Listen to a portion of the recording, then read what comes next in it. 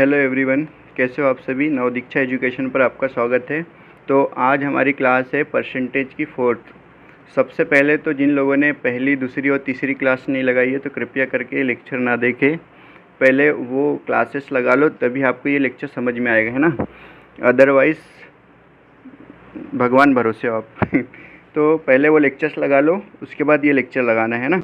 कल मैंने आपको फॉर्मूलेस बताए थे मेंसुरेशन के, अब मेंसुरेशन बेस्ड क्वेश्चन करना है आज। और मैंने कल आपसे वादा किया था कि हम वैल्यूज़ लाएंगे, मिश्र भिन्न में तो थी, अब हम परसेंटेज में भी वैल्यू लाएंगे। तो ये इसका स्क्रीनशॉट ले लो, है ना, या फिर इसको लिख लो और अपनी स्टडी टेबल पे लगा लो और याद कर लो, है ना। कैसे निकालना मैंने आपको बता दिया था। ये यहाँ पर इक्वल है भाई, है ना, इसके बराबर की वैल्यू ये सब, तो ये सब आपको याद होना चाहिए, है ना। 1/11 की वैल्यू 9.09 होती है, ठीक है। और 2/3 की वैल्यू 66.66% होती है। वैसे 1/3 की वैल्यू 33.33% होती है। और ये भी इम्पोर्टेंट, सारी इम्पोर्टेंट है यार, कोई एक नहीं इम्पोर्टेंट, सारी इम्पोर्टेंट याद कर लो, क्योंकि इसी में आपको क्वेश्चन जब सॉल्व करोगे तो बहुत ही आसानी से सॉल्व हो जाएंगे क्वेश्चन, है ना। आपको आपकी 3-4 स्टेप बच जाएगी। अगर याद नहीं करोगे तो वही है, आप पीछे हो जाओगे पेपर सॉल्व करने में, तो आधा पेपर छूट जाएगा, है ना। और ये परसेंटेज चैप्टर ऐसा है कि ये अगर अच्छे से बन गया तो अर्थमेटिक के और भी जो चैप्टर्स उसमें भी काम आते हैं, है ना। ये परसेंटेज आपको पूरे अर्थमेटिक में काम आएंगे लगभग, तो आप बहुत अच्छे से इनको याद कर लो। बार बार बताने की आवश्यकता नहीं होना चाहिए, याद कर लेना इसे, नहीं तो आगे आप क्वेश्चन आज हम करेंगे तो आपको समझ में आ जाएगा, क्योंकि हम यूज़ करेंगे आज, ठीक है। और नेक्स्ट जो स्लाइड है इसमें भी कल हम ऐड कर देंगे, क्योंकि आज एक साथ नहीं करते। इतना याद करो, कल इतना याद करना, तो धीरे धीरे, तो एक ही दिन में अगर आप चाहो कि हम पूरा याद कर लेंगे तो वो पॉसिबल नहीं है, तो ध्यान रखें। चलो आज के क्वेश्चन करते हैं।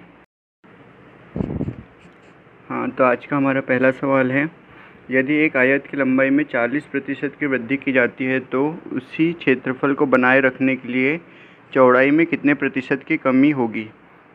ठीक है, इस टाइप के क्वेश्चन हम कर चुके हैं। Expenditure is equal to price into consumption में आपको बता चुका हूँ। तो वहाँ पर क्या होता था, वो एक्सपेंडिचर को समान रखते थे, तो प्राइस और कंजम्पशन एक दूसरे के क्या होते थे, रेसिप्रोकल व्युत्क्रमानुपाती। वैसे ही यहाँ पर आयत का क्षेत्रफल का आपको सूत्र पता है। क्षेत्रफल को इंग्लिश में क्या बोलते हैं, एरिया, तो मैं ए लिख रहा हूँ, लंबाई गुणित चौड़ाई होता है, ठीक है। ये कह रहा है कि हमको समान रखना, क्या, क्षेत्रफल को समान बनाए रखना है। तो क्षेत्रफल हमारा क्या होगा, कांस्टेंट होगा, है ना। तो ये क्या होंगे, एक दूसरे के व्युत्क्रमानुपाती, या फिर आप बोल लो रेसिप्रोकल, ठीक है। इसका मतलब हमारे पास लेंथ क्या बोला है उसने, लेंथ क्या बोला है, 40% की वृद्धि होती है। तो 40% के फ्रैक्शन वैल्यू में बता चुका हूँ आपको, 2/5। इतना तो याद रहना चाहिए भाई। चलो अगर नहीं चाह रहा हो तो देख लो, 40/100। परसेंटेज को फ्रैक्शन में बदलने के लिए क्या करते हैं, 100 का भाग। तो 1 0 से 1 0, 2 दूनी 4, 2 पंचे 10, 2/5 आया ना, ऐसे ही करेंगे, ओके ठीक। तो लेंथ हमारी 5 थी, है ना, 5 थी, 2 बढ़ गई तो कितनी हो गई, 7। यही हुई रेशो में। अब हमारी चौड़ाई क्या हो जाएगी, इसकी व्युत्क्रमानुपाती, इसका मतलब 7 से 5, है ना। अब हम इसको इसमें कमी बताना है, तो 7 से कितनी हुई है, 5, मतलब कमी हुई, कितनी यूनिट की कमी हुई यहाँ पर, अरे 2 यूनिट की कमी हुई, है ना। इसका मतलब 2 यूनिट की कमी हुई 7 में 2/7। परसेंटेज के लिए हम 100 का मल्टीप्लाई करेंगे तो हमारे पास क्या आ गया भैया। हाँ, तो यहाँ पर 1/7 की वैल्यू मैंने आपको याद करने का बोला था, क्या होती है, 14 सही 2/7 होती है। और पॉइंट में क्या होती है, 14.28, है ना। तो यहाँ पर अब क्या हो जाएगा, ये 2 है, 2/7 है ना, 1/7 की जगह, तो 2 का गुना हुआ है, तो 2/7 की वैल्यू क्या हो जाएगी परसेंटेज में, इसमें मल्टीप्लाई कर दो 14.28 में, तो कितना हो जाएगा 0.56, 28.56। भाई मल्टीप्लाई कर लेना आप, है ना, 14.28 में करेंगे तो। या फिर जिसको ये याद नहीं है, देखो याद किया तो कितना आसान हो गया, बड़ी जल्दी आ गया ना। अगर याद नहीं है तो क्या करोगे आप, 200/7, अब 7 का भाग दे दो भाई इसमें, तो 7 दूनी 14, 4 बज गए 40 हुए, तो 7 दूनी 14, तो 6 बचे तो 60 हुए, 7 8 56, 60 में 56 गए तो 4 बच गए, पॉइंट लगेगा 40, तो 7 अपन 35, फिर 5 बचे 50, तो 7 छिंग 42, 37 49, है ना। मतलब यहाँ पर डायरेक्ट लिख सकते हो 28.6। यहाँ पर 5 से बड़ी अगर संख्या है तो इधर एक बढ़ा देते तो यहाँ 6, तो यहाँ पर क्या आ जाएगा 28.6 आपका आंसर आ जाएगा। ठीक है, 6% आपका आंसर है। आप ये दोनों तरीके से कर सकते हो, ये डिपेंड करता है आप पर। ठीक है, अब चलते हैं नेक्स्ट क्वेश्चन पर। ठीक है, घनाभ।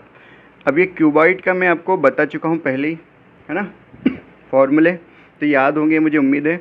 एक घनाभ की लंबाई और चौड़ाई क्रमशः 10% और 20% बढ़ रही है। इसकी लंबाई भी 10% बढ़ रही है और चौड़ाई भी 20% बढ़ रही है। ठीक है, और इसकी ऊंचाई 20% कम हो जाती है। तो घनाभ के आयतन में प्रतिशत वृद्धि बताओ। तो आप, ठीक है, तो मैं आपको क्यूबॉइड के सारे फार्मूले बता चुका हूँ, तो ये क्वेश्चन आपको आसानी से बन जाएगा।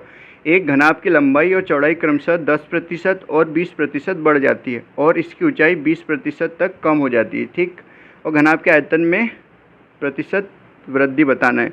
तो घनाभ का आयतन क्या होता है भाई? घनाभ का, एक सेकंड, ये घनाभ का आयतन इंग्लिश में क्या बोलेंगे? Volume of cuboid, length breadth and height, है ना, लंबाई गुणित चौड़ाई गुणित ऊंचाई, यही होता है। तो लेंथ कितनी बोला है उनको? 10% बढ़ाना है। 10% की फ्रैक्शन वैल्यू याद कर ली होगी आपने, अभी तक नहीं करी होगी तो आपको कुछ नहीं हो सकता, है ना। 10 से ये हो गया 11, यही बोला था, है ना। फ्रैक्शन वैल्यू याद है तो देखो कितनी जल्दी हो गया, नहीं तो निकालते बैठो। और फिर इसकी चौड़ाई 20% बढ़ रही है, मतलब 1/5 इसकी फ्रैक्शन वैल्यू होती है। तो इसकी फ्रैक्शन वैल्यू कितनी हो गई? 5/6, ये भी बड़ी है। अब इसकी चौड़ाई क्या हो रही है? सॉरी, इसकी ऊंचाई हो रही है 20% तक कम हो रही है। तो फिर 20% की फ्रैक्शन वैल्यू तो आपको पता ही 1/5, तो 5 से कम हो रही है, मतलब कितनी हो रही? 4, है ना। तो 5 से कितनी यूनिट हो गई? 4 यूनिट हो गई। ठीक, अब हमको वॉल्यूम निकालना है तो इनका मल्टीप्लाई करेंगे, फॉर्मूला में भी तो वही है ना भाई, तो कर दो। एक चीज़ और याद रखो, इधर साइड से इधर साइड वाले कट जाएंगे, है ना। ठीक है, तो कैंसिल कर दे, ज़्यादा इजी पड़ेगा आपको। तो यहाँ कट रहा है क्या कुछ? ये 2 से कटेगा, 2 दूनी 4, 2 पंचे 10, बाकी कुछ नहीं कट रहा है। तो 5 25, 25 पंचे 125, यहाँ पर कितना आ जाएगा? 125 रेसो 66 दूनी 6 दूनी 12, 132। ठीक है, अब कितना क्या बोला है? आयतन में प्रतिशत वृद्धि बताना। तो 125 से 132 हुआ है ना आयतन। आयतन कितना हुआ भाई? 125 से 132, कितने यूनिट बढ़ा है ये बताओ? 7 यूनिट बढ़ा है। तो 7 यूनिट बढ़ा कितने में से? 125 में से, तो 125 अपॉन में आएगा। 7 यूनिट बढ़ा है, मल्टीप्लाई किससे करोगे? 100 से, क्योंकि परसेंटेज में निकालना है। इसके ऑप्शन तो सारे गलत एक जैसे लिख दिए भाई, देखते क्या आंसर आता है। ठीक है, अब इसको 5 से हम क्या कर सकते हैं? कैंसिल कर सकते हैं। 25 से कर दो, 25 चौक 100, 25 पंचे 125, है ना। तो कितना आ जाएगा? 7 चौक 28/5। ठीक है, इसको मिटा दूं क्या मैं? जगह नहीं है। ठीक है, यहाँ लिख देते हैं 7 चौक 28 बटे कितना आ गया? 5। तो 5 से काट दो, 5 25, और कितना बचा? 3/5, है ना, बराबर। तो ये आंसर इसका नोट कर लीजिए, इसके ऑप्शन गलत दिए थे ना, 5 सही 3/5। ठीक है, नेक्स्ट क्वेश्चन की ओर चलते हैं। देखो, एरिया ऑफ स्क्वायर भी मैं आपको बता चुका हूँ, आ गया ना क्वेश्चन। तो ये फार्मूले अगर याद है तो ये आसानी से कर लूँगी, इसलिए मैंने आपको पूरे फार्मूले बताए, है ना। चैप्टर परसेंटेज का है, लेकिन फार्मूले पूरे मेंसुरेशन के बता चुका हूँ मैं आपको। अगर आप याद नहीं करोगे तो गलती आपकी है। तो देखते हैं क्वेश्चन क्या है। यदि वर्ग का क्षेत्रफल 19% कम हो जाता है तो वर्ग का विकर्ण कितना कम हो जाता है ना। अब देखो, यहाँ कई लोग क्या करेंगे, इनको सब आता है भाई, यहाँ विकर्ण देख लेंगे और क्वेश्चन स्किप कर देंगे। भाई कुछ भी नहीं है, विकर्ण का भी फार्मूला आपको पता होना चाहिए, है ना। तो वर्ग का क्षेत्र, पहले मैं फार्मूला बता देता हूँ। Area of square, area of square मतलब वर्ग का क्षेत्रफल क्या होता है? साइड का square. Area of square is equal to भुजा का वर्ग होता है ना। वर्ग का क्षेत्रफल बराबर भुजा की घात 2, या फिर भुजा गुणित भुजा। साइड मतलब भुजा है भाई, ठीक है। या फिर मैं लिख ही देता हूँ हिंदी में, है ना, क्योंकि कुछ महान लोग भी हमारे पास।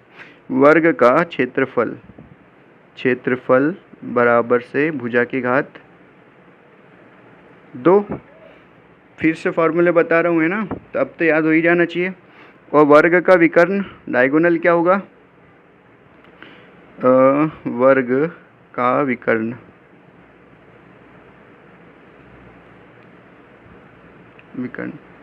ठीक है, भुजा गुणित करनी 2, a√2 बोलते हैं, भुजा गुणित करनी 2, या फिर इसको बोल दो भुजा गुणित करनी 2, ठीक है, √2। अब यहाँ ध्यान से देखो क्या बोला है क्वेश्चन में। अब हम क्वेश्चन सॉल्व करेंगे। क्षेत्रफल में 19% की कमी होती, तो एरिया, इसका एरिया कितना 19, तो 100 था भाई, तो 19 कम हो गया तो कितना हो जाएगा 81, है ना। 100 में से 19 कम किया तो 81। अब मुझे बताओ, हम अगर यहाँ पर साइड निकालेंगे तो इसका रूट लेंगे, है ना। साइड निकालने के लिए एक बार लिख ही देता हूँ, एक स्टेप और आपको समझाने के लिए, वैसे एग्जाम में आपको लिखना नहीं है।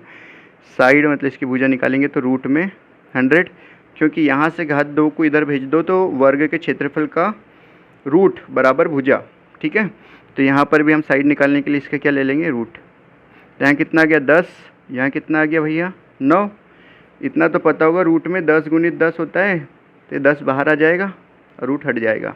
या फिर ये रूट की वैल्यू कितनी होती है, एक पावर में 1/2, तो 10 की पावर कितना है यहाँ पर 2, और उसकी पावर 1/2 से 2 कट जाएगा। इस टाइप भी हो जाता है ना, जैसे करना है कर लो, इतना बेसिक तो आपको आती ही होगा।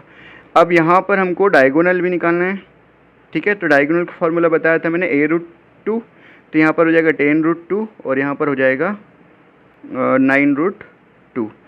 तो √2 से √2 कैंसिल, तो 10/9 ही बचा है।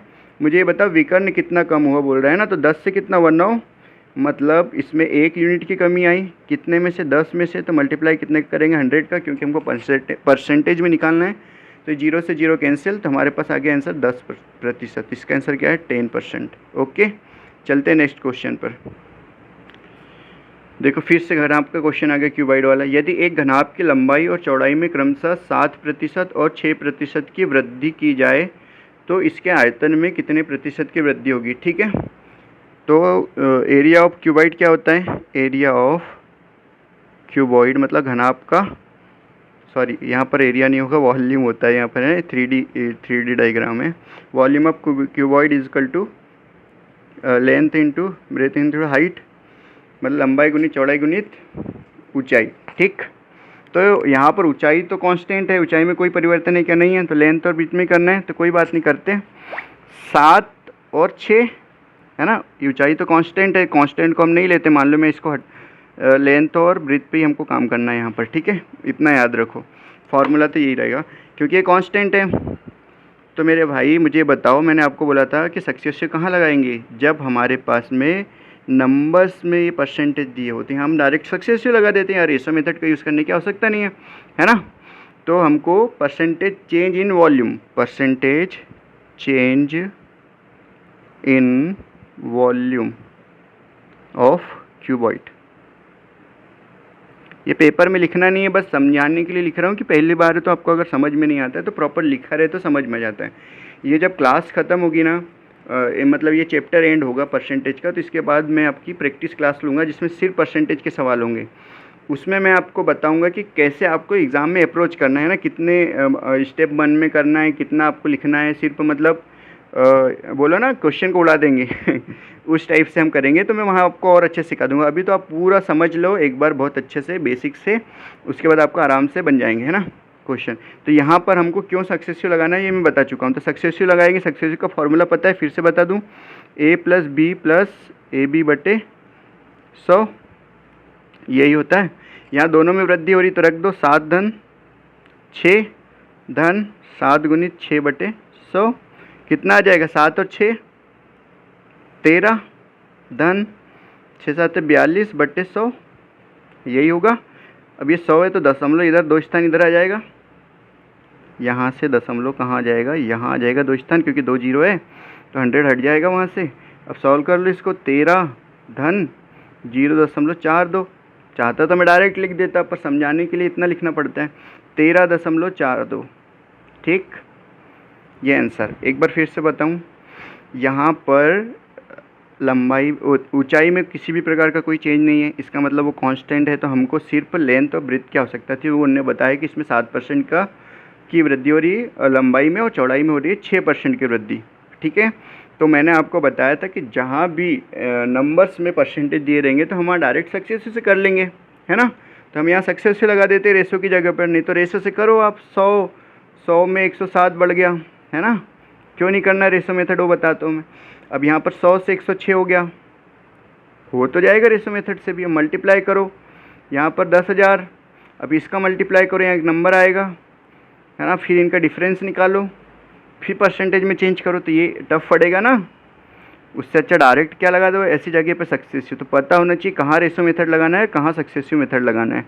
ठीक, आई होप आपको समझ में आएगा। इसका आंसर है बी, 13.42%। चलते अगले क्वेश्चन पर। ओके, ये भी घनाभ की सवाल है, ध्यान से देखो। यदि किसी घनाभ की लंबाई और चौड़ाई दोनों में 50% की वृद्धि कर दी जाए तो इसकी ऊंचाई में कितने प्रतिशत की कमी करनी होगी ताकि इसका आयतन वही रहे। ऐसा सवाल भी हम पहले कर चुके हैं है ना, मतलब इसी कॉन्सेप्ट पे बेस्ड।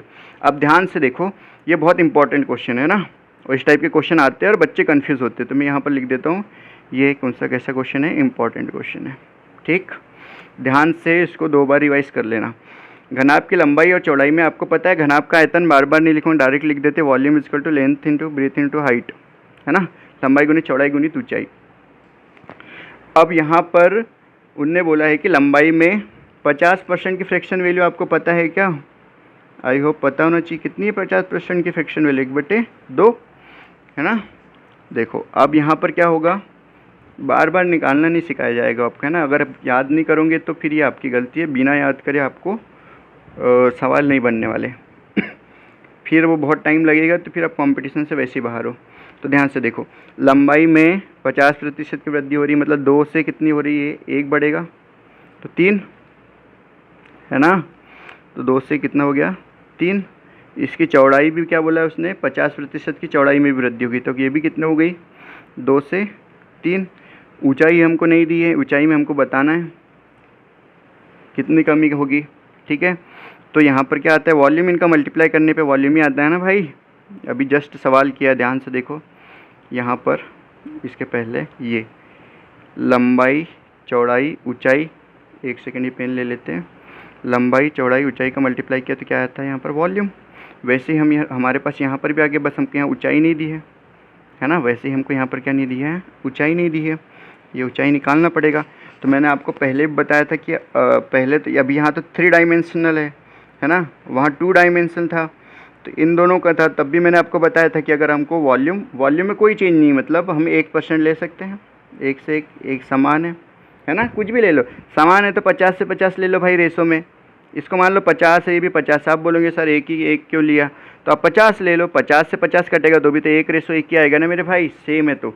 या फिर सेम है तो आप एक काम करो, 83 ले लिया मैंने, तो यहाँ भी 83 होगा रेशो में, तो रेशो में कैंसिल हो जाएगा, तो 1:1 ही आएगा ना। तो कुछ भी ले सकते हैं, ऐसा नहीं कि 1 क्यों लिया 1 क्यों लिया, यहीं कन्फ्यूज़ हो जाओ तुम, ठीक है। अब मैंने बताया था कि क्रॉस मल्टीप्लिकेशन मेथड से हम इसको सॉल्व कर सकते हैं आराम से, क्रॉस मल्टीप्लिकेशन मेथड से सॉल्व कर सकते हैं, तिर्यक गुना से, ठीक है, बताया था। तो इसका मल्टीप्लाई करेंगे इन दोनों के साथ में, तो क्या होगा, 3 3 का 9, 9 का गुना 1 में होगा तो 9 रेशो। अब इसका मल्टीप्लाई करेंगे हम इनके साथ, तो 2 दूनी 4, 4 का गुना 1 में होगा तो कितना आएगा, 4। 1 मिनट पेन चेंज कर लिया, 4, ठीक है। तो अब हमारे पास हाइट, या हाइट में डिफरेंस कितना है बताओ, 5 कम हो रहे हैं यूनिट में, है ना। कितने में से, 9 में से 5 कम, तो इसका क्या निकालना पड़ेगा हमको, परसेंटेज में, तो 100 से मल्टीप्लाई।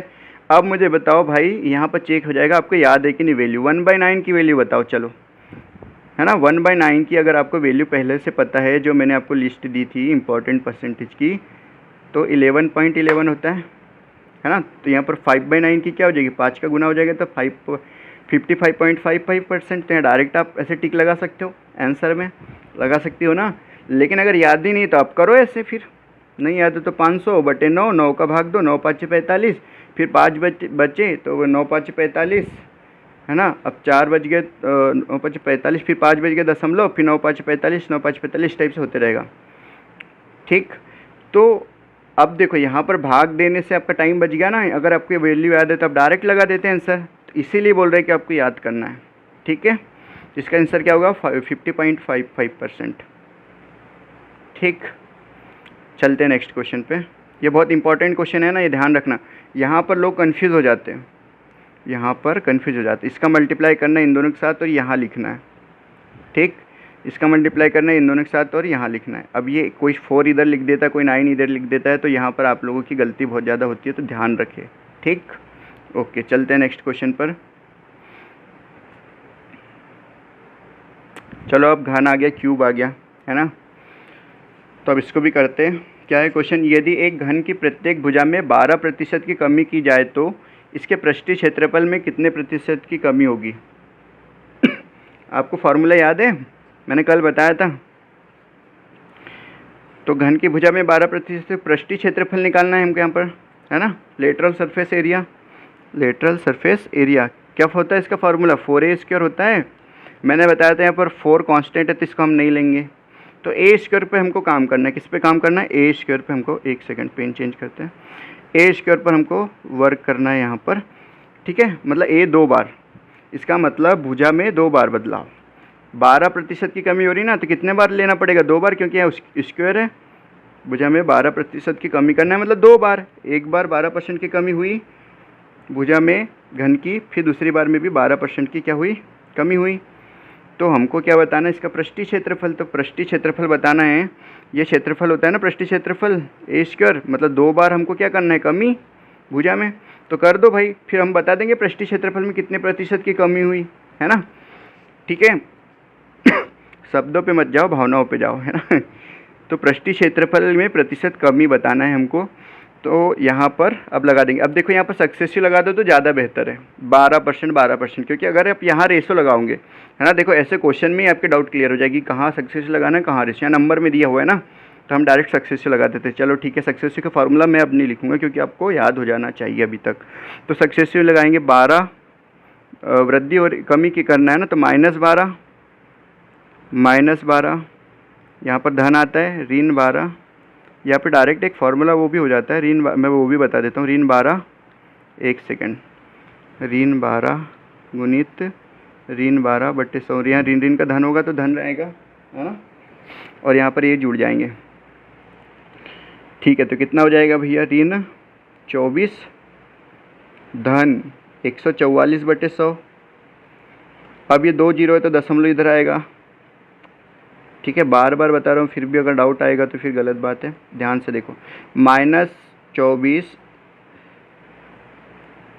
प्लस 1.44, ठीक है, तो इसमें से माइनस कर दो भाई, तो माइनस में आएगा क्योंकि बड़ी संख्या के चिन्ह ऋण है। तो ऋण 24 में से 1.44 माइनस कर दो तो 6 5, ओके, तो 22.56%, है ना।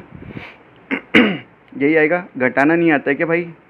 चलो ये भी बता ही देता हूँ, किसी को अगर प्रॉब्लम हो कि भाई यहाँ कैसे किया है, पता चले वो क्वेश्चन ही छोड़ दे, तो देख लो, वो भी सिखा देता हूँ। 24 में से 1, जहाँ देखो ये संख्या के लास्ट में दशमलव लगा के 0 लगा सकते हैं ना, तो दशमलव के नीचे दशमलव आना चाहिए, ऐसी संख्या हम लिखेंगे 1.44। ठीक है, तो 10 में से 4 गए तो कितना बचा यहाँ पर, 6, एक हासिल का भेज दिया। 10 में से 5 गए तो कितना बचा, 5। ठीक है, दशमलव हासिल का एक भेजना पड़ेगा, तो 4 में से 2 गए तो 2, और ये 2 तो है ही पहले से। ठीक है, तो 22.56 आंसर आया इसका परसेंटेज में। ठीक, तो ये हमारा आंसर, सी आंसर। ठीक है, चले नेक्स्ट क्वेश्चन पर।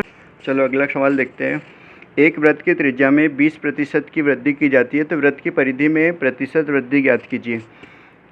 ठीक है, तो ये वृत्त की त्रिज्या में 20% की वृद्धि होती है, वृत्त की परिधि में, तो वृत्त की परिधि का आपको सूत्र पता होना चाहिए। क्या होता है वृत्त की परिधि का सूत्र, वृत्त की परिधि बराबर क्या होता है, 2πr होता है। 2 भी यहाँ कांस्टेंट वैल्यू है, पाई भी कांस्टेंट वैल्यू मैंने बताया था, पाई बराबर 22 बटे 22/7 होता है, इसलिए कांस्टेंट वैल्यू होगी तो इसको भी हम नहीं लेते हैं, है ना। तो सिर्फ हमारे पास आर, मतलब ये हुआ कि त्रिज्या में जितने प्रतिशत की कमी या वृद्धि होगी उतने प्रतिशत की कमी या वृद्धि उसके किस में होगी, परिधि में भी होगी, क्योंकि सिर्फ आर पे ही निर्भर है ना, त्रिज्या पे ही। तो डायरेक्ट इसका आंसर 20 लगा सकते हो। फिर भी अगर सॉल्व करना है भाई तो मैं बता देता हूँ। त्रिज्या में कितने की वृद्धि हुई, 20% की, तो कितनी, 5 से 6 हो गई। कितने की वृद्धि हुई त्रिज्या में, 1 की, 1/5 × 100, 5 × 10 20%। तो इसका आंसर 20% ही आया, इसलिए डायरेक्ट ही लगा देना, क्योंकि ये आर पे ही निर्भर कर रहा है ना। तो इसका आंसर कितना आएगा, 20%। ठीक, कोई कन्फ्यूज़न होगा तो कमेंट में बता देना, कल फिर से बता देंगे, ठीक है। ओके, चलते हैं अब नेक्स्ट क्वेश्चन पर। ठीक है, तो ध्यान से देखो ये सवाल, ये सवाल भी इम्पोर्टेंट है ना। जैसे देखते हैं अब क्या करना है इसमें। तरुण के पास बसाव के स्वामित्व वाले भूखंड के क्षेत्रफल से 10% अधिक क्षेत्रफल वाला भूखंड है, जबकि नकुल के स्वामित्व वाले भूखंड का क्षेत्रफल तरुण के स्वामित्व वाले भूखंड के क्षेत्रफल से 40% अधिक है। अच्छा, यदि नकुल के भूखंड का क्षेत्रफल 2695 वर्ग फुट था तो बसाव के स्वामित्व वाले भूखंड के क्षेत्रफल कितना था वर्ग फुट में बताना है। ठीक है भाई, तो एक एक लाइन देखते हैं ध्यान से और फिर समझते क्या करना है। तरुण के पास बसाव के स्वामित्व वाले भूखंड के क्षेत्रफल से 10% अधिक है। तरुण के पास अधिक है किससे, बसाव से। तो 10% की आपको फ्रैक्शन वैल्यू पता है, 10% की फ्रैक्शन वैल्यू कितनी होती है, 1/10। मतलब तरुण के पास ज़्यादा है तो तरुण लिख दिया, यहाँ पर बसाव लिख दिया रेशो में। तो अब ये मूल संख्या है, किससे कंपेयर कर रहे हैं, यहाँ पर बसाव से कर रहे हैं ना। बसाव से ज़्यादा किसके पास है, तरुण के पास। तो ये 10 किसकी वैल्यू होगी, बसाव की, और ज़्यादा है तो कितनी यूनिट में, एक वैल्यू ज़्यादा है, मतलब 11 यूनिट हो गए तरुण के पास। ठीक है, आगे क्या बोल रहा है, जबकि नकुल के स्वामित्व वाले, एक मिनट पेन चेंज करते हैं, जबकि नकुल के स्वामित्व वाले भूखंड का क्षेत्रफल तरुण के स्वामित्व वाले भूखंड के क्षेत्रफल से 40% अधिक है। ठीक है भाई, अब यहाँ नकुल और तरुण की बात कर रही है, तो तरुण हमारे पास है ही, अब नकुल की एक्स्ट्रा बात करा तो हम यहाँ लिख देते हैं नकुल। तो तरुण के साथ कंपेयर कर रहा है, नीचे लिखेंगे तरुण का कितना, देखो 40% की फ्रैक्शन वैल्यू अभी बताई थी थोड़ी देर पहले, 2/5। ठीक है, इसका मतलब क्या हुआ कि स्वामित्व वाले भूखंड के क्षेत्रफल, एक मिनट, नकुल के स्वामित्व वाले भूखंड का क्षेत्रफल तरुण के स्वामित्व वाले भूखंड के क्षेत्रफल से 40% अधिक है। तरुण से अधिक है बोल रहे हैं ना नकुल के पास। तो तरुण, ये जो बेस वैल्यू हमारे पास किसकी होगी, तरुण की, 5 में कितना यूनिट में ज़्यादा है, 2, तो 5 से 7 होगी नकुल के पास, है ना, क्योंकि तरुण से बोल रहे हैं, तरुण से कंपेयर कर रहे हैं नकुल के लिए। ठीक है, ये क्लियर होना चाहिए, आपको पता रहना चाहिए कि कंपेयर किससे हो रहा है, वो बेस में रहता है, जिससे कंपेयर करते हैं वो बेस में रहता है। ओके, अब यार ये आ गया हमारे पास रेशो। तो रेशो वाले चैप्टर में हम बहुत अच्छे से समझेंगे, फिर भी मैं अभी आपको यहाँ बहुत अच्छे से समझाता हूँ कि आपको यहाँ पर तो क्लियर हो जाए कॉन्सेप्ट। ठीक है, अब मुझे ये बताओ कि यहाँ पर जो तरुण है इसका 11 है यहाँ पर रेशो में, और यहाँ 5 अलग अलग है, तो इसको सेम बनाना पड़ेगा, है ना। तीनों का रेशो लाने के लिए हमको इसको सेम बनाना पड़ेगा। तो सेम बनाने के लिए क्या करते हैं, इसमें 5 का गुना कर देते हैं, पेन चेंज करके लिख दूँ, इसमें हम कर देंगे 5 का गुना तो बन जाएगा 55, और इसमें हम गुना कर देंगे 11 का, है ना। तो ये कितना बच जाएगा, ये भी 55 और ये भी 55, हो गया सेम। लेकिन एक बात यहाँ पर आपको याद रखना पड़ेगा, ये कि अगर हम यहाँ पर 5 का गुना करें तो हमको इसमें भी 5 का गुना करना पड़ेगा। ठीक, यहाँ पर हमने 11 का गुना किया है तो हमको इसमें भी 11 का गुना करना पड़ेगा। ठीक है, तो क्या बनेगा भाई, एक स्टेप में और अच्छे से लिख देता हूँ तो समझ में आ जाएगा आपको। क्या बनेगा यहाँ पर, 11 पंचे 55 रेशो 5 धाम 50, समय नकुल का है। यहाँ पर तो कुछ संख्या ही नहीं, तो इसको भी ऐसे रहने दो। अब ये 11 पंचे 55 हो जाएगा यहाँ पर भी, है ना। यहाँ कुछ है हमारे पास नहीं है, यहाँ लिख दो, कितना हो जाएगा ये, 11 7 77 हो जाएगा। तब ये जब सेम हो गया भाई तो ये स्टेप लिखने की वैसे आवश्यकता नहीं थी, पर लिख दी। अब यहाँ पर आप क्या करोगे, 55 रेशो 50 रेशो 77, ये हो गया हमारा तीनों, इसको सेम बनाना था बस, तो तीनों आ गए हमारे पास। ये तरुण का है, ये बसाव का है, और ये नकुल का है। ठीक है, अब मैं ये स्टेप यहाँ से हटा देता हूँ, ये स्टेप मैं यहाँ से हटा देता हूँ, डायरेक्ट लिख देता हूँ, है ना। तो क्या आ गया हमारे पास, तरुण बसाव और नकुल का कितना आया था यहाँ पर, 55 50 और ये 77। ठीक है, नोट्स बनाओगे तो मैंने जो पहले लिखा था वो भी कॉपी में लिख लेना। अब आगे क्या बोला है, आगे यहाँ से पढ़ेंगे अब, है ना। यदि नकुल के भूखंड का क्षेत्रफल 2695 वर्ग फुट था, नकुल के भूखंड का क्षेत्रफल, तो ये है नकुल के भूखंड का क्षेत्रफल भाई 77। तो 77 की वैल्यू कितनी दी है हमको, इन चेंज करें, 77 की वैल्यू दी है हमको 2695, है ना। बात क्षेत्रफल की कर रहा था। तो नकुल के भूखंड का क्षेत्रफल कितना है 77, और यहाँ दिया कितना है हमको, ये यूनिट में है 77, कितने में, यूनिट में, है ना। यहाँ पर लिख दूँ 77, ये यूनिट में था, लेकिन ओरिजिनल वर्ग फुट में कितना है 2695 है।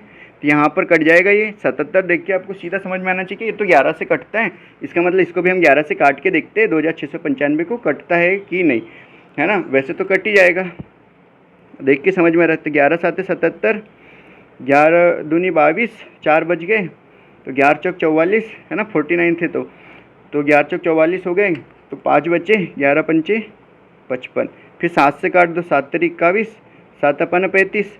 तो यहाँ पर एक यूनिट की वैल्यू कितनी आई आपके पास, थोड़ा इसको छोटा कर लेते क्योंकि यहाँ जगह नहीं है ना, एक सेकंड, वेट एंड वॉच, जगह बनाते अब, देखो धीरे धीरे हम भी एक्सपर्ट हो रहे हैं ना अब इसमें चलो, आज हमारी चौथी क्लास है भैया। एक यूनिट की वैल्यू कितनी आई आपके पास, एक यूनिट की वैल्यू कितनी आई 35। आगे क्या पूछा है उसने, हमसे पूछा है कि बसाव के स्वामित्व वाले भूखंड का क्षेत्रफल कितना था, है ना, वर्ग फुट में। तो बसाव के स्वामित्व में यूनिट में कितना, बसाव के पास 50, ये देख लो ध्यान से, यहाँ पर सर्कल किया मैंने, 50 है बसाव के पास, तो हमको 50 यूनिट की वैल्यू बताना पड़ेगा, 50 यूनिट की वैल्यू बताना वर्ग फुट में। ये किस में दिया है हमारे पास, वर्ग फुट में, मतलब स्क्वायर फीट, तो यहाँ लिख देता हूँ वर्ग फुट, समझ में आ जाएगा वर्ग फुट में। तो यूनिट में था तो 50 का गुना करेंगे ना 35 में, 50 गुना 35 में करो तो कितना आ जाएगा वर्ग फुट में, तो करो कितना होगा, जीरो का जीरो लगा दो, 5 के इसमें गुना कर दो 35, 35 पंचे कितना होता है 175, हाँ बराबर 175, है ना। तो वर्ग फुट, ठीक है। एग्ज़ाम में इतना लिखना नहीं है, बस समझाने के लिए थोड़ा करना पड़ता है। ये पहला इसका आंसर है ना, 1750 वर्ग फुट, ठीक है। फिर से समझाऊँ कि एक बार, एक काम करते, एक पेज ऐड करते, पेज कहाँ से, अच्छा पेज ऐड करते, उसके बाद मैं आपको ये परसेंटेज, ये सॉरी जो अपन ने रेशो निकाला है ना, इसका एक बार और बता देता हूँ अच्छे से कैसे निकाला है, ठीक। अब देखो ध्यान से यहाँ पर, हाँ हमको बोला था ये तरुण है, ये बसाव है, मेरे को पता है कई लोगों को ये समझ में नहीं आया होगा, तो फिर से एक बार रिवाइज कर लेते हैं। तो ये नकुल है, ठीक है। हमको पहले बोला था तरुण के पास बसाव के स्वामित्व वाले भूखंड के क्षेत्रफल से 10% अधिक है, 10% के फ्रैक्शन वैल्यू 1/10, है ना। तो बसाव से अधिक है तरुण के पास, तो 10 से कितना 11, ठीक।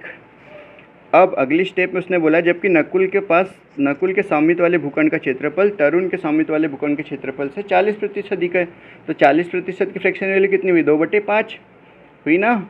इसका मतलब तरुण के पास 5 यूनिट है, तो नकुल के पास के भूखंड का क्षेत्रफल कितना यूनिट होगा, उसमें 2 ज़्यादा 7। अब यही समझ नहीं आया ना आपको रेशो में मैंने कैसे निकाला, तो फिर से बता देते हैं आपको, है ना। अभी वो क्वेश्चन की आवश्यकता नहीं है, यहाँ पर ये है हमारे पास रेशो निकालना, तो हमको ये रेशो अलग अलग दिए, इसको समान बनाने के लिए क्या करेंगे, यहाँ पर अगर मैं 5 से गुना कर दूँ, यहाँ मैं 11 से गुना कर दूँ, समान हो गया ना, 11 पंचे 55, 11 पंचे 55।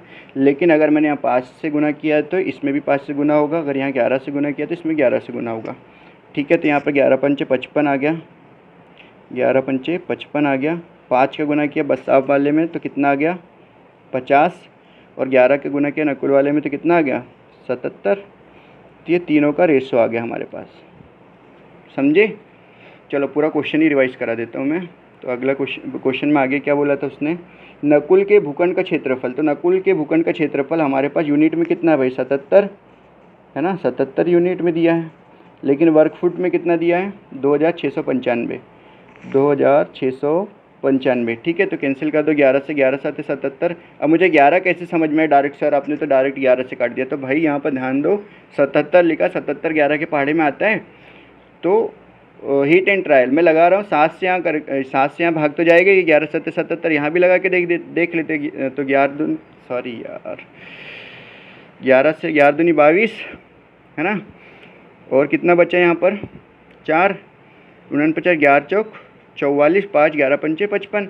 अभी 7 से कट रहा है क्या? देखो 7 तेरे 21, 3 बज गए, 7 पाना 35। तो 1 यूनिट की वैल्यू कितनी आई थी हमारे पास? 1 यूनिट की वैल्यू आ गई हमारे पास 35 वर्ग फुट। तो हमको आगे पूछा क्या था क्वेश्चन में? हमको आगे पूछा है कि भाई आप ये बता दो बसाप के स्वामित्व वाले भूखंड का क्षेत्रफल कितना है। तो बसाप के पास कितना है बताना है, तो 50 यूनिट। ये बसाप की तो है ना। तो 50 यूनिट की वैल्यू बताना है, तो 35 वर्ग फुट में तो 35 गुणित 50, क्योंकि 1 यूनिट की वैल्यू 35 है तो 50 यूनिट की वैल्यू। अब इसको भी ऐसे करके बता दूं क्या? 50 गुणित 1 यूनिट, है ना। तो अब यहाँ पर क्या आ जाएगा? 50 यूनिट की वैल्यू हमारे पास गुना कर दो 1750 वर्ग फुट। ठीक है, ये आंसर। अब मैंने 2 बार समझा दिया, आई होप आपको समझ में आ गया होगा। फिर भी नहीं आएगा तो बता देना, क्योंकि समझाना मेरा काम है, समझना तुम्हारा काम है। और नहीं भी आए तो टीचर का फ़र्ज होता है कि इसको 3-4 बार बताएं। और फिर भी नहीं आए तो फिर ऑफलाइन में रहते तो मैं बताता आपको। ठीक है, तो अब नेक्स्ट टाइप पर आ जाते हैं, टाइप 3 पर।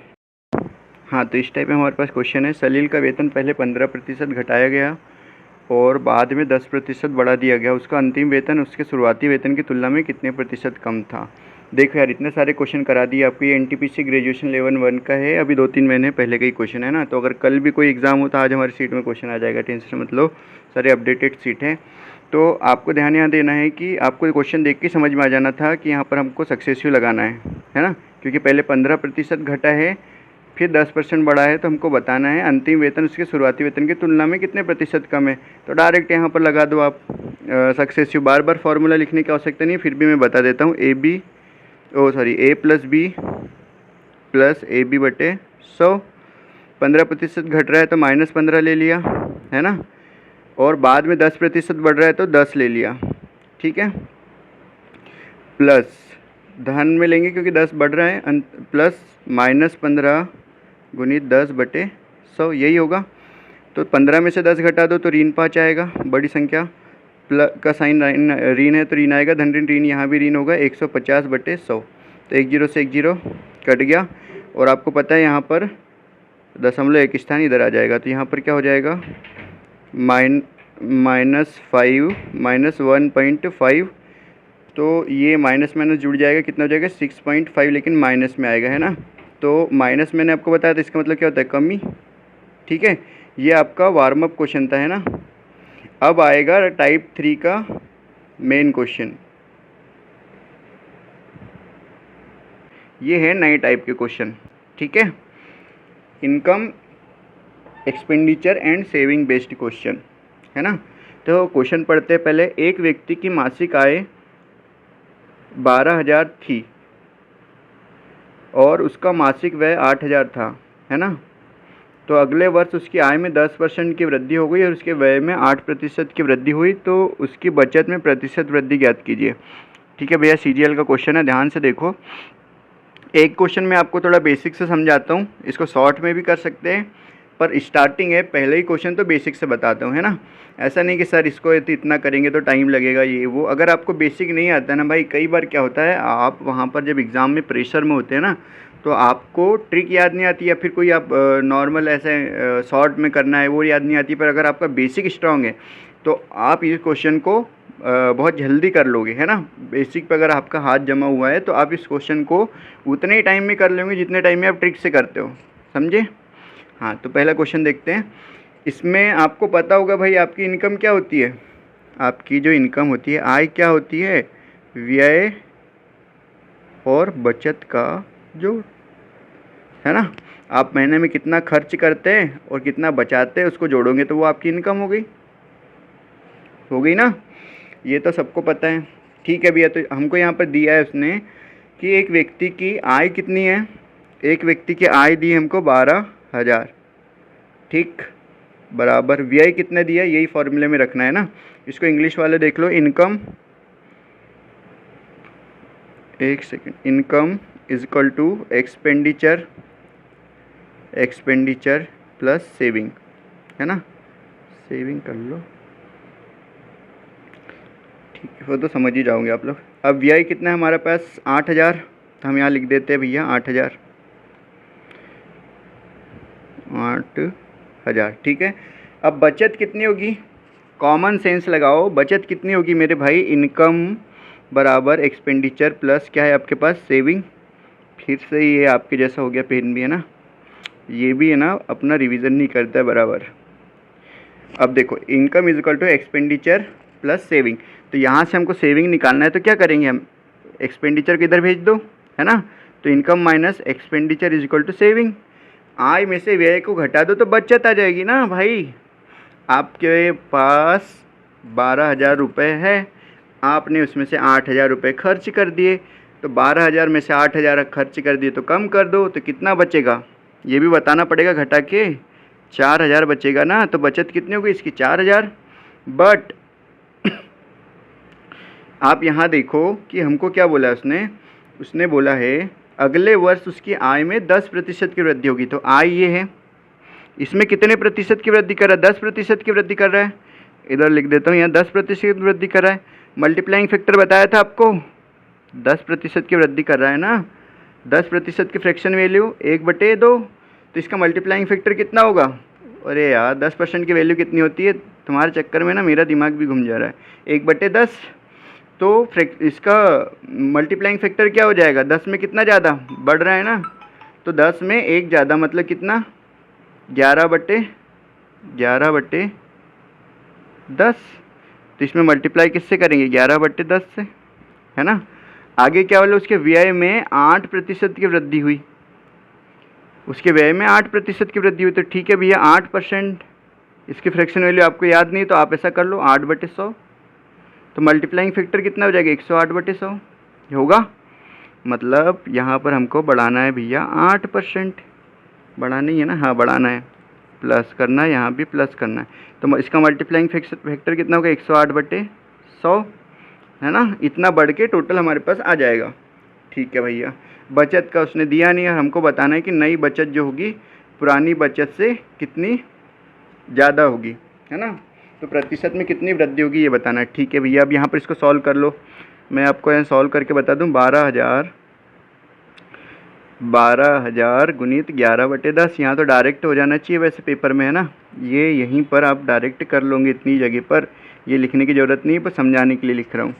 अब ये जो 0 से 0 कैंसिल कर दिया, है ना, कभी भी 11 से मल्टीपल वाला पता है आपको ट्रिक, मैं अगर मान लो सपोज़ 12 में गुना कर रहा हूँ 11 का, तो क्या आंसर आ जाएगा भाई, यहाँ पर 2 और 1 कितना होता है 3, तो बीच में लिख दो 3 जोड़ के दोनों संख्या को। वैसे ही मैं यहाँ 25 में कितने गुना करूँगा 11 का, दोनों को जोड़ दो, 5 और 2 कितना हो जाएगा 7, तो यहाँ पर आ जाएगा हमारे पास 2 7 5, इसको बीच में लिख देते हैं, ये आ गया हमारा आंसर, डायरेक्ट मल्टीप्लाई 11 का, है ना। ठीक है, ये सब फालतू चीज़, तो भैया 2 जीरो है तो 2 जीरो मैंने लिख दिए, 11 से गुना करना है 12 में, तो कितना हो गया 132 हो गया ना, तो 132 डबल जीरो यहाँ पर हमारा सॉल्व करके आंसर आ गया। ठीक है, मैं जो लिख कर मिटाता हूँ ना वो भी आपको नोट्स में लिखना है, ठीक, पहली बार जो नोट्स बना रहे हो उसमें।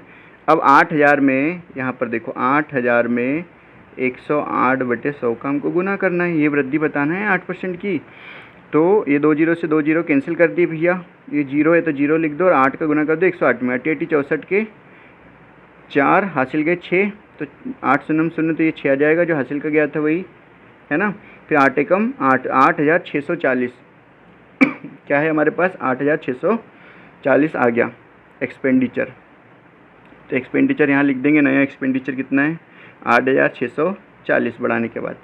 तो मेरे भाई अब मुझे ये बताओ ना, अब की सेविंग कितनी होगी, अगर आपकी आय इतनी है 13,200 आपकी आय है और आपका व्यय 8,640 है, तो आपकी बचत कितनी होगी, इन दोनों में से घटाएंगे ना, इन दोनों को घटाएंगे भाई, ऐसे घटाएंगे, लिख लो पूरा ही लिख लो तुम तो, ये लो 0, 10 में से 4 गए तो 6, एक हासिल का भेज दिया तो 7 5 12, एक और हासिल का भेज दो भैया इधर 9 4, है ना, 4560। इन दोनों को घटाने पर ही हमारे पास सेविंग आएगी। आय में से एक्सपेंडिचर को घटा दिया, आय में से मैं व्यय को घटाऊंगा तो मेरे पास क्या बचेगी, बचत। इसी फॉर्मूले से ये फॉर्मूला आ जाएगा, है ना। ठीक है भैया, तो अब क्या करें हम, यहाँ पर बचत कितनी आई थी, है ना, 4560 हमारी बचत आई। अब हमको बोला उसने बचत में प्रतिशत वृद्धि बताओ, तो ध्यान से देखो यहाँ पर। अब कलर चेंज करते हैं भाई, है ना, ये 3 कलर बहुत हो गए। आ जाओ भाई, कलर, ये कलर ले लेते, ओके।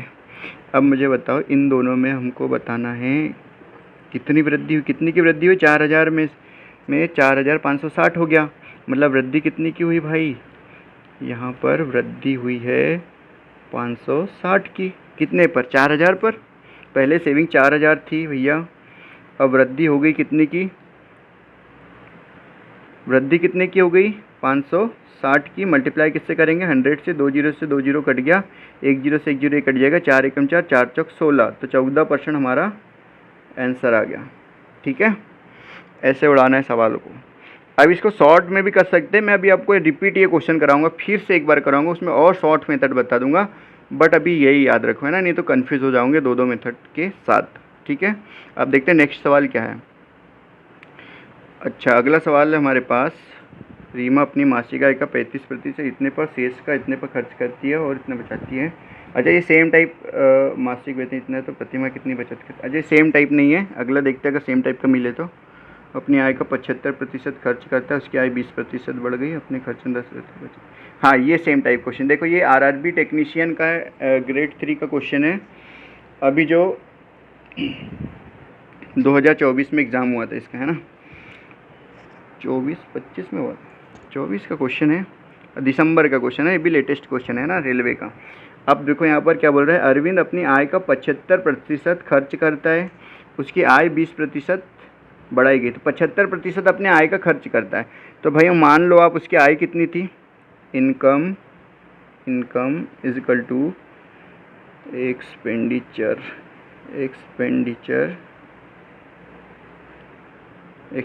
प्लस सेविंग, यही होगा। फिर से लिख देते हैं, income is equal to expenditure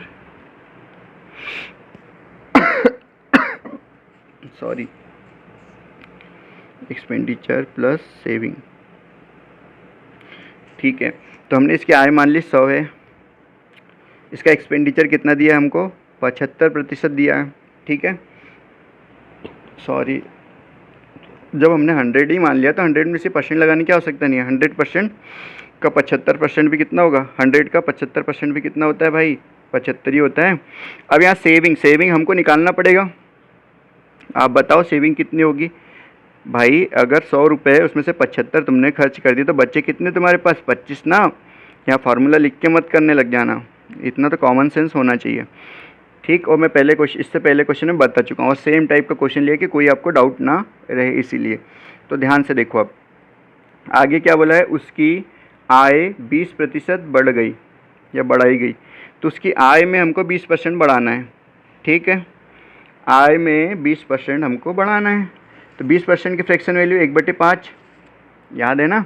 अब इसका मल्टीप्लाइंग फैक्टर क्या होगा भैया, 5 में कितना ज़्यादा, बढ़ाना है तो ज़्यादा, घटाना रहता तो कम करते, तो 6/5 इसका मल्टीप्लाइंग फैक्टर हो जाएगा, तो 6/5 से मल्टीप्लाई करेंगे, हमको बढ़ाना कितना था, 20%।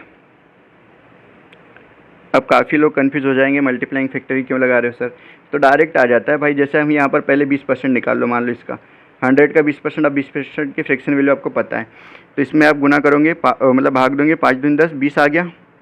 अब ये 20 आया, ये 20 बढ़ा ना, तो 20 को तुम 100 में जोड़ोगे तो 120 आएगा। अब यह मल्टीप्लाइंग फैक्टर से आपके पास डायरेक्ट बढ़ा हुआ मान आता है। अब देखो 100 है, इसमें आप 6/5 से गुना कर दो, 5 से कट गया, 5 दूनी 10, 0, 6 का गुना 20 में करेंगे, 6 दूनी 12, 120 आया, आ गया डायरेक्ट। तो हम यहाँ क्या लिख देंगे, बढ़ के कितना आया, बढ़ के हमारे पास आ गया 120, उसकी आय बढ़ गई 20%। ठीक है भैया, आगे क्या बोल रहे हैं, उसके खर्चे में 10% की बढ़ोतरी करना है, तो बढ़ाओ उसके एक्सपेंडिचर में भी 10%, है ना, एक्सपेंडिचर में 10% हमको बढ़ाना है। तो 10% की फ्रैक्शन वैल्यू क्या होती है भैया, 1/10। तो मल्टीप्लाइंग फैक्टर कितना हुआ, 11/10। अब ये सब तो आपको बनने लग गया होगा, 11/10, ठीक है। अब 75 में 11 को गुना करो, 7×5 कितना हो गया, 12। तो बीच में 2 हासिल का 1 है, 7 और 1 8 और 5। अभी मैंने ये जोड़ना बताया था, मतलब गुना करना बताया था। 75 में 11 का गुना करेंगे, इन दोनों को जोड़ दो, कितना आ गया, 7×5 12, 12 आया ना भाई। तो हासिल का 1 दे देंगे इधर, बीच में 2 लिख देंगे, 2 लिख दिया। 7 में 1 हासिल का गया तो कितना हो गया, 8 और ये बची संख्या 5। तो 825 ऐसा करते हैं। बट्टे में क्या है इसके, 10 बट्टे में था तो 0.1 स्थान इधर आ जाएगा, तो कितना हो जाएगा ये हो जाएगा हमारे पास 82 एक सेकंड, पेन ब्लैक 82, अरे ये क्या था भाई, 82 ब्लैक आ जाना भाई, 82.5, ठीक है। अब प्लस, अब हमको बताओ आपकी सेविंग हम यहाँ से निकाल सकते हैं। मेरी इनकम है 120 और ख़र्चा है 82.5, तो मैं इन दोनों को घटा दूँ, घटाते आता है, अरे डायरेक्ट घटा लो ना मेरे भाई, घटा लिया, 37.5 आएगा। अब जिसको घटाते नहीं आ रहा है उसको मैं बता देता हूँ कि भैया 120, इसके बाद पॉइंट 00 लगा सकते हैं, तो पॉइंट के नीचे पॉइंट लिखना है, लिख दिया। इधर क्या था 5 है ना, अब एक ही 0 की ज़रूरत है तो 2 क्यों लगाए। अब यहाँ पर क्या बच्चा हमारे पास, बच्ची संख्या 82 ऐसे लिखेंगे, है ना। कुछ बच्चों को इसमें भी प्रॉब्लम होगी तो ध्यान से देखो, लेकिन ये प्रॉब्लम नहीं होना चाहिए। अगर ये प्रॉब्लम है तो फिर तो बंटा डार है आपका, है ना, फिर तो बंटा डार है। तो भैया ये सब सीख लो। 10 में से 5 गए तो 5, एक हासिल का भेज दो। 10 में से 3 गए तो 7, है ना, फिर एक हासिल का भेज दो। 12 में से 9 गए तो 3, 37.5 आया ना। यहाँ से डायरेक्ट घटा लिया करो ऐसे, है ना।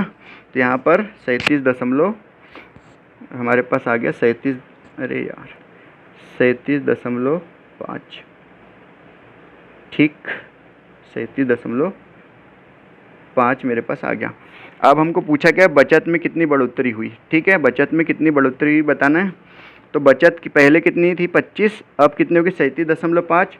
तो 25 थी, कितनी बड़ी 12.5, है ना। 37.5 में से 25 घटा दो तो यहाँ पर आपके पास आ जाएगा ना 12.5, ये आ जाएगा घटाने पर। तो 12.5 गुणित 100, क्योंकि हमको परसेंटेज में निकालना है बढ़ोतरी से। तो 25 चौक कितना हो जाएगा यहाँ 100। तो 12.5 में अगर मैं 4 का गुना कर दूँ तो क्या हो जाएगा यहाँ पर देखो, 4 पंचे 20 के 100 हासिल गए 2, 12 चौक 48 और 2 50 और 0.1, तो यहाँ पर 50 आ गया भैया डायरेक्ट, है ना। 50% आपके पास क्या आ गया, 50% आंसर, इसका आंसर होगा 50%। चलो तो अब अगला सवाल देखते हैं। हाँ, अगला सवाल क्या है, ए अपनी आय का 18% बचाता है। यदि उसकी आय में 41% की वृद्धि होती है और फिर भी वह उतनी ही धनराशि बचा पाता है, और उसके व्यय में कितने प्रतिशत की वृद्धि होगी। तो भाई सेविंग उसकी दोनों टाइम सेम है, सेविंग उसकी दोनों टाइम सेम है। चेंज क्या हो रहा है, चेंज हो रहा है इनकम चेंज हो रही है और एक्सपेंडिचर चेंज हो रहा है। तो इनकम हमको बता दिया उसने कि भाई 41% की इसमें इंक्रीमेंट करना है, लेकिन एक्सपेंडिचर में कितना इंक्रीमेंट होगा हमको ये बताना है। तो ठीक है, कोई बात नहीं, जैसे हम सेविंग बताते थे वैसे हमें एक्सपेंडिचर बता देंगे। फॉर्मूला तो आपको याद ही है ना। आय बराबर से खर्च धन बचत, पता है या नहीं पता है, पता है ना। बार बार इसलिए लिख रहा हूँ कि आपको याद हो जाए, और जिन लोगों को बिल्कुल भी दिक्कत है उनको दिक्कत ना हो, और अच्छे से समझो, कोई दिक्कत आएगी ही नहीं, है ना। तो आय हम देखो, हमको सिर्फ बताया उसने 18% बचाता है, तो हमने अपने आप मन से मान लिया 100% इसकी क्या होगी आय, मतलब 100 इसकी आय है तो 18% बचाता है। तो 100 का 18% कितना हुआ, 100 का 18% हुआ भैया 18, ये बचत है उसकी, बचाता है बोला ना तो 18। अब यहाँ से हम डायरेक्ट खर्च निकाल सकते हैं। आप देखो आपके पास 100 रुपये थे, आपने बचा लिए 18 रुपये, तो कितने खर्च किए, सिर्फ 18 रुपये बचे आपके पास। 100 में से 18 बचे तो कितने खर्च किए, आपने 82 खर्च किए ना। कैसे आया, 100 में से 18 घटा के आया, ठीक है। अब यार इतना तो कॉमन सेंस रहना चाहिए, हर बार मैं लिख लिख के घटा के तुमको बताते रहूँगा तो हो गया काम। अब देखो ध्यान से, सॉरी, यहाँ पर हमको बोला 41% की आय में वृद्धि, तो आय में हम 41% की वृद्धि करेंगे तो 41%, 41/100, क्योंकि 41 का तो याद करने का बोला नहीं मैंने आपको, है ना। तो 41/100 होगा। तो तो इसका मल्टीप्लाइंग फैक्टर कितना होगा 141। हर बार मल्टीप्लाइंग फैक्टर लिख कर बता रहा हूँ क्योंकि कोई आपको प्रॉब्लम ना हो, है ना, जो मैथ्स बैकग्राउंड से नहीं है उसको भी ना हो। ये सब पेपर में लिखने का नहीं होता है भाई, कंपटीशन एग्ज़ाम में। जब मैं प्रैक्टिस क्लास करवाऊँगा आपको इसकी, जब पूरा प्रतिशत हो जाएगा तो उसके बाद मैं आपको उसमें प्रॉपर बताऊंगा कि डायरेक्ट आपको पेपर में कितना लिखना है और कैसे सॉल्व करना है ना, और प्रेशर में आपको कैसे सॉल्व करना है, कहाँ आप गलती कर सकते हो, तो आपको किन किन गलतियों से बचना है ना। तो वो सब चीज़ें हम प्रैक्टिस क्लास में देखेंगे। तो अभी तो यहाँ देखो, यहाँ पर क्या हो जाएगा 141/100 का मल्टीप्लाई, क्योंकि हमको यहाँ पे 41% के क्या करना है, वृद्धि। ये सब भी लिखने की आवश्यकता नहीं होती। 100 से ये 100 कट जाएगा, ये देखो इस पेन से बताते हैं। 100 से ये 100 कट जाएगा, बच्चे कितने 141। 100 का 141% 141 ही होगा, 100 का 141 हो गया, मतलब 100 का 41% 41, और 100 में हमको 41% बढ़ाना था तो 100 में 41 जोड़ दो तो कितना हो गया 141। अब बराबर खर्च हमको दिया नहीं है और हमको उसने बोला है कि भैया इसका जो व्यय है ना, इसकी जो बचत है, सेम कलर से लिखते तो समझ जाओगे आप, इसकी बचत सेम है, मतलब पहले भी 18 थी अब भी 18 है। खर्च हमको पता नहीं, इसकी बचत पहले भी 18 थी अब भी 18 है ना। तो ठीक है भैया, अब खर्च कैसे निकालेंगे। अब 141 रुपये में मेरे पास थे, मेरी इनकम थी, मैंने उसमें से 18 रुपये बचाए, बाकी के खर्च कर दिए। तो कितने बच्चे भैया, घटा लो 141 में से 18, कितना आ जाएगा 123 आएगा ना। अरे जिसको नहीं आ रहा देख लो यार भाई, 141 में से घटा लो आप 18, ऐसे करके आ जाएगा 123। ठीक, अब यहाँ पर हमको बताना है इन दोनों में, है ना, यहाँ पर 123, इन दोनों में हमको बैंगनी कलर लिया था क्या, हाँ, इन दोनों में बताना है कि कितनी की वृद्धि होती है। 82 से 123 हो गया तो कितने की वृद्धि हुई भाई, ये तो 1800 और 23 और 18 कितने होते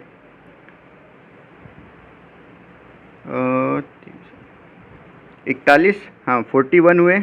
कितने में से बढ़ रहा है भाई, 82 में से, है ना, 82 बेस होगा, 82 में से बढ़ के 123 हो रहा है ना, मतलब 41 बढ़ा तो इसका परसेंटेज निकालने के लिए 100 से गुना, 41 दूनी कितना होता है 82, मतलब 1/2 आया, 2 से इसको काट दो, कितने बार में कट गया ये 50 बार में। तो आंसर कितना आ गया 50%, है ना। ठीक है, तो ये सी इसका आंसर होगा। ठीक है, तो आज के लिए इतना ही रहने देते हैं। जिनने भी टेलीग्राम चैनल ज्वाइन नहीं किया कृपया टेलीग्राम चैनल ज्वाइन कर लो। अगर क्लास अच्छी लगती है तो अपने दोस्तों के साथ ज़रूर शेयर करें, है ना। और कल हम इसके आगे क्वेश्चन करेंगे। आई होप ये नया टाइप आपको समझ में आया हो, है ना, आपको ये नया टाइप समझ में आया होगा। अगर कोई दिक्कत रहती है तो आप कमेंट कर लो, ठीक है, और टेलीग्राम चैनल ज्वाइन कर लो, अदरवाइज़ आपको पीडीएफ नहीं मिलेगी क्लास की। और साथ ही साथ आपको नोट्स बनाते चलना है ना, साथ ही साथ आपको नोट्स बनाते चलना है और प्रॉपर नोट्स में लिखो, जो चीज़ आपको समझ नहीं आती सब लिखो। और जहाँ भी डाउट रहेगा ना तो मैं एक डाउट सेशन भी आपका अलग से ले लूँगा, है ना, लाइव क्लास में डाउट सेशन भी ले लेंगे। तो आप अपने डाउट बता देना, क्वेश्चन नंबर बता देना, मैं प्रॉपर सीट के साथ में कर दूँगा, मतलब लाइव क्लास, तो आपका डाउट भी क्लियर हो जाएगा, है ना। तो बहुत बहुत धन्यवाद, मिलते हैं कल। बाकी कोई भी है ना डायरेक्ट किसी भी क्लास में नहीं आएगा, पहली क्लास से ही अटेंड करते हुए आपको क्लासेस में आना है, ठीक है। और आपको बोला था संडे, तो कल आप लोगों ने संडे मतलब मैच एंजॉय किया तो दिख ही रहा था, यहाँ पर व्यूज़ भी कम थे और वॉचिंग भी जो आवर्स में आती है ना यूट्यूब में तो वो भी कम थी। तो भैया क्लास लगा लो, है ना, मैच के बाद भी समय मिलता होगा ना, आज शाम तक भी तो थर्ड क्लास लगाओ पहले फटाफट। ठीक है, थैंक यू सो मच।